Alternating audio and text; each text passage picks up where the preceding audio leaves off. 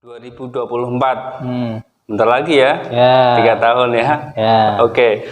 Ini sahabat-sahabat Ansor terutama ini banyak yang mendorong Mas Wawan supaya untuk maju berpolitik sebagai calon anggota legislatif. Nah, ini kira-kira tanggapan Mas Wawan gimana nih? Siap nggak nih?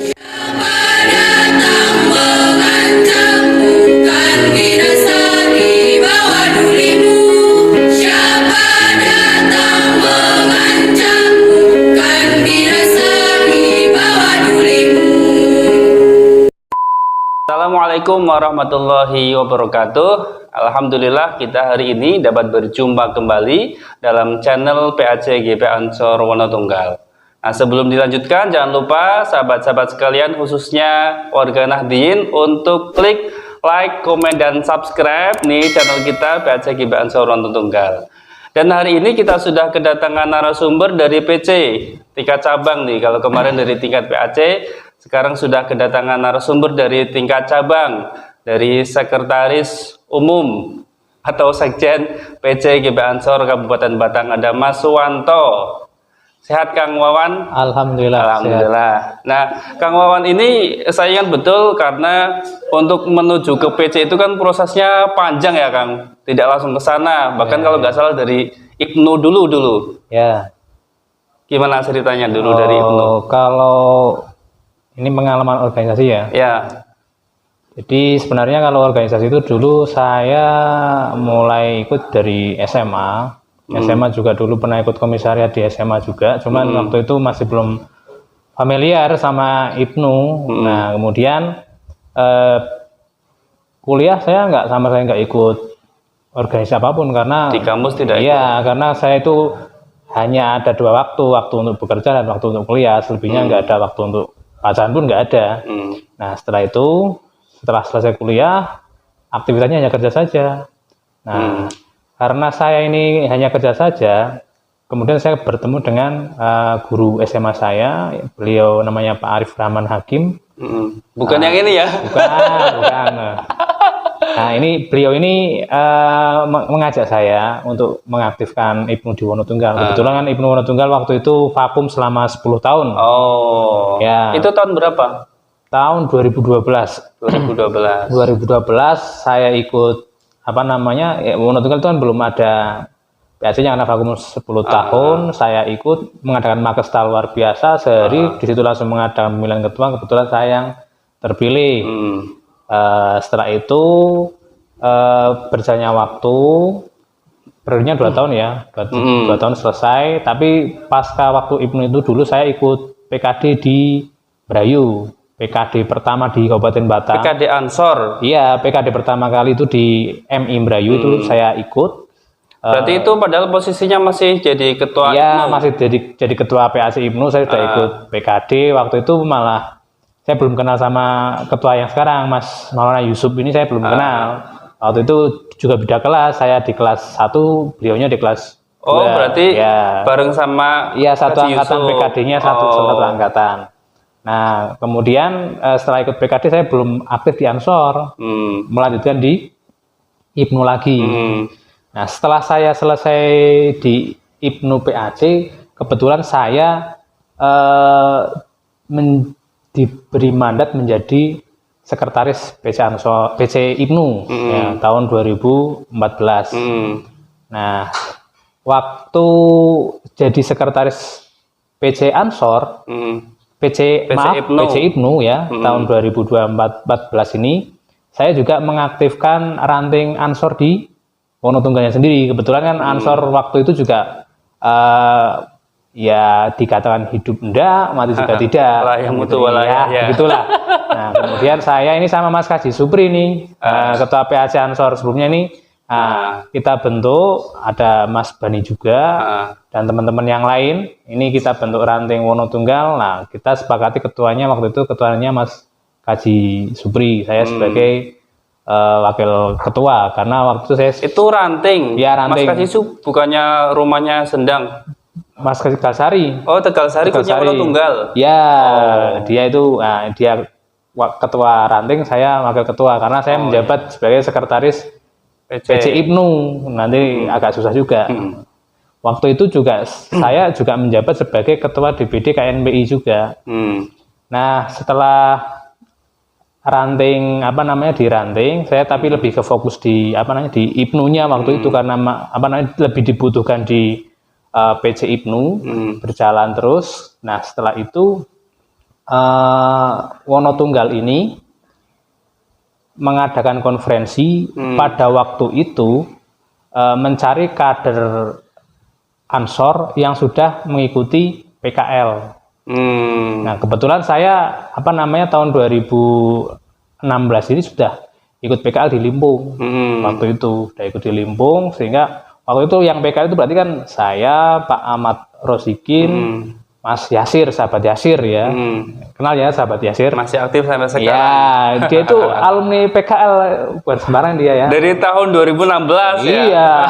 Ini kader luar biasa sekali. Iya. Kalau susbalanya waktu itu sahabat Narto, sahabat Nuruddin. Kemudian yang satunya itu bukan, lupa ini siapa ya. 3 orang lah. Iya, sahabat Warno, betul. Nah, 3 orang itu. Nah, PKL dan Susbalan ini dimaksud adalah untuk mencari potensi-potensi kader calon pemimpin berikutnya. Jadi perlu dijelaskan barangkali Kang. Ya. PKL itu kan tingkatan untuk jenjang keansoran di tingkat lanjut berarti ya, di atasnya PKD. Ya. Betul. Kalau untuk masuk anggota Ansor, itu namanya PKD. Kemudian setelah ikut PKD, itu kalau mau meningkatkan level itu di PKL. Nah, kemudian setelah PKL mau ikut lagi di PKN. Nah, kalau di Kebanseran setelah PKL ke Diklatsar. Nah, setelah Diklatsar kemudian Susbalan, setelah Susbalan baru Susbambim. Nah, syarat sebagai ketua pimpinan cabang Gerakan Ansor itu adalah PKL atau Susbalan. Minimal gitu ya. Itu minimal. Jadi misal sahabat-sahabat ini yang di sini kok minat jadi ketua cabang harus ikut PKL atau Susbalan. Termasuk yang berbicara ini sebagai calon kandidat terkuat meneruskan di Yusuf karena sudah PKL sudah sekretaris gitu ya. Enggak lah, kalau saya itu sudah terlalu sering menjadi ketua, saya tahu betul bahwa enggak enak lah jadi ketua itu. Iya, paling enak jadi anggota biasa. Betul, ya betul. Karena apa? Ketika menjadi ketua itu tanggung jawab pekerjaan-pekerjaan anggota yang tidak terselesaikan itu berarti merupakan sebuah tanggung jawab ketua. Masang gendera kok tidak terpasang, itu berarti nanti yang masang harus ketua. Nah, harus seperti itu.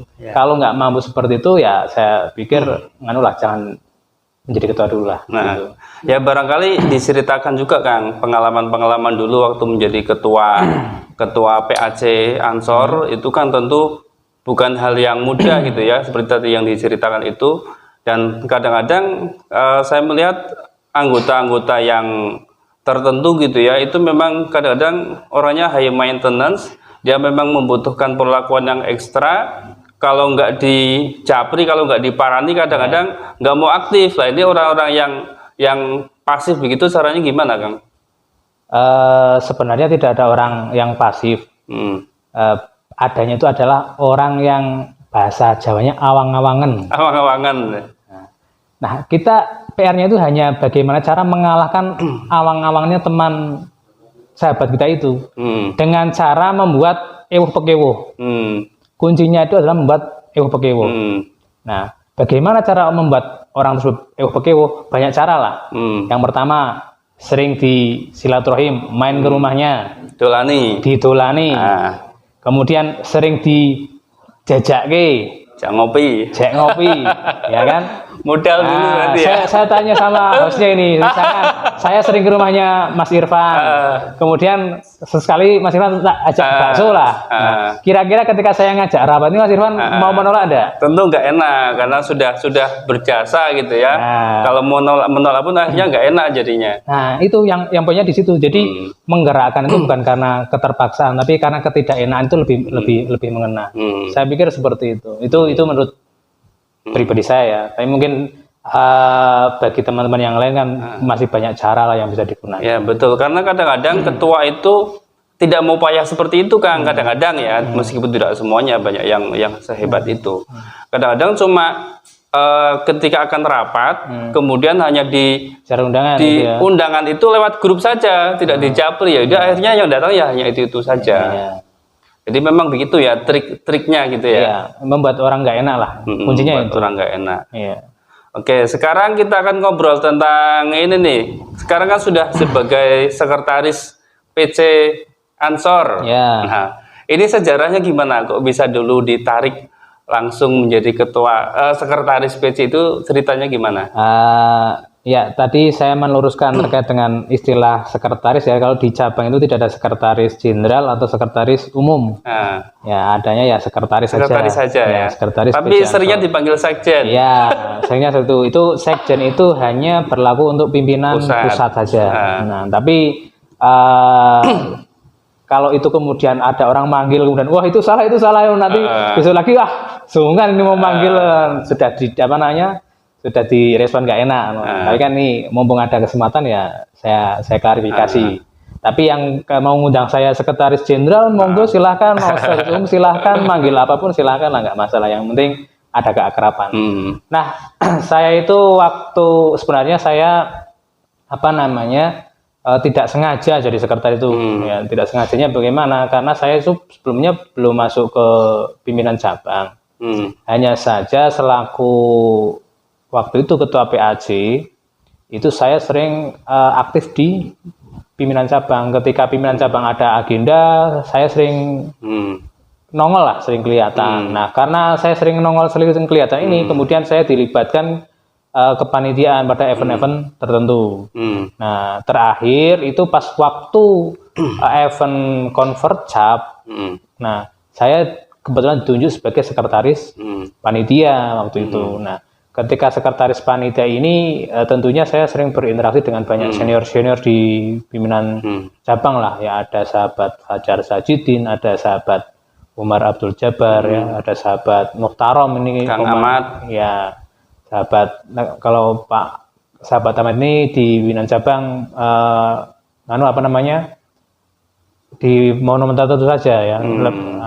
Yang waktu itu kan pimpinan cabang ketuanya itu sahabat Umar Abdul Jabbar, kemudian komandan pansernya Satkorcapnya sahabat Muhtarom, kemudian sekretaris PJ-nya mas sahabat Fajar Sajidin. Nah ini kebetulan saya itu dekat dengan beliau bertiga ini, sehingga pasca konferensi kebetulan mereka bertiga ini yang merekom saya sebagai sekretaris. Jadi jadinya saya sekretaris ini ya karena beliau bertiga ini gitu.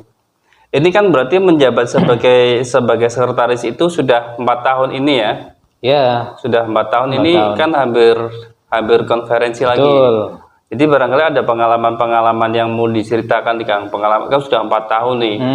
Dan di sini kan belum banyak yang mengikuti di PC. Nah, ini pengalaman-pengalaman seperti apa yang barangkali bisa diceritakan ketika di PC? Pengalaman yang bentuk apa kira-kira? Ya dalam bentukan sekretaris itu kadang-kadang lebih payah dari ketua. Soal rapat, dia harus surat menyuruh dan lain sebagainya. Nah, ini masih sama nggak sih antara yang di PAC dengan di PC dalam hal tadi bikin pekewoh anggotanya betul. Itu masih sama nggak? Kalau sekretaris itu kan lebih cenderung ke administratif ya. Jadi kalau misalkan soal pendekatan kepada personal ini lebih sedikit.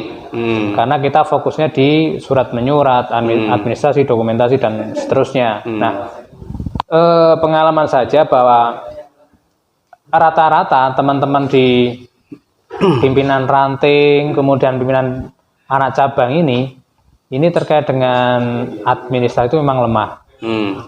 kita itu banyak sekali kegiatan, baik level ranting maupun level cabang dan seterusnya. Akan tetapi soal dokumentasi, soal daftar hadir, soal tertib administrasinya itu minim sekali.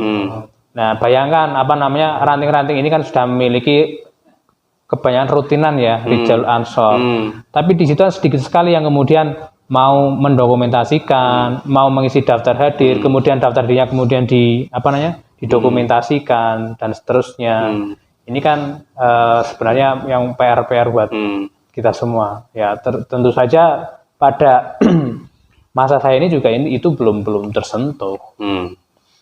Dan ini informasi yang terbaru untuk PC Ansor Kabupaten Batang ini akan membangun sebuah gedung Ansor ya.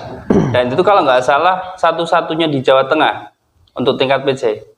Kalau satu-satunya di Jawa Tengah saya kurang paham betul ya. Yang jelas kalau PC Ansor Batang mau mendirikan gedung Ansor Batang memang betul. Saat ini kita sudah mengadakan pengadaan tanah itu sudah 3 kali. 3 kali itu kalau dirupiahkan itu kisaran 1 miliar itu nilai tanahnya. Nah, untuk bangunannya itu masih bentuk pondasi, karena kita sebenarnya mau melanjutkan pembangunan, hanya saja ini kita masih menanggung hutang untuk pembelian tanah yang ketiga ini senilai sekitar 250 juta. Nah, ini PR-nya pimpinan cabang ini 250 juta. Jadi yang mau mencalonkan jadi pimpinan ketua cabang ini harus siap-siap bayar hutang ini 250 juta. Gitu. Nah, ini salah satu pertimbangan. Saya nggak mau ini kalau jadi ketua cabang ini. Ini sebetulnya mau saya tanyakan. Ini kan sebentar lagi mau konferensi. Kira-kira kandidat terkuat dan kalau misalnya dari anggota-anggota kemudian mendorong Mas Wawan untuk maju sebagai ketua PC bagaimana? Saya secara pribadi tidak siap sebagai ketua pimpinan cabang. Nah, saya justru berharap ini sahabat Haji Maulana Yusuf ini bisa terpilih kembali. Ya soalnya ya biar apa yang dicita-citakan beliau terkait dengan gedung Ansor ini biar terwujud dulu. Setelah terwujud, nah monggo lah nanti misalkan sahabat Yusuf ini mau beristirahat atau bagaimana, biar ini selesaikan dulu PR-nya. Tapi dari pimpinan cabang NU sendiri Pak Haji Taufik itu pun juga sudah mendorong untuk Mas Haji Yusuf itu jangan diansor terus, supaya majulah ke tingkat NU gitu ya. Supaya ada regenerasi, karena Pak Haji Taufik kan juga sudah beberapa periode gitu ya, sehingga pengennya Mas Haji Yusuf juga akhirnya ditarik ke sana kemari. Nah, itu untuk keansoran. Dan dulu kan pernah juga menjadi ketua KNPI. Itu periode tahun berapa? 2024. Bentar lagi ya. 3 tahun ya. Oke. Ini sahabat-sahabat Ansor terutama ini banyak yang mendorong Mas Wawan supaya untuk maju berpolitik sebagai calon anggota legislatif. Nah, ini kira-kira tanggapan Mas Wawan gimana nih? Siap nggak nih? Ya, ngomong apa?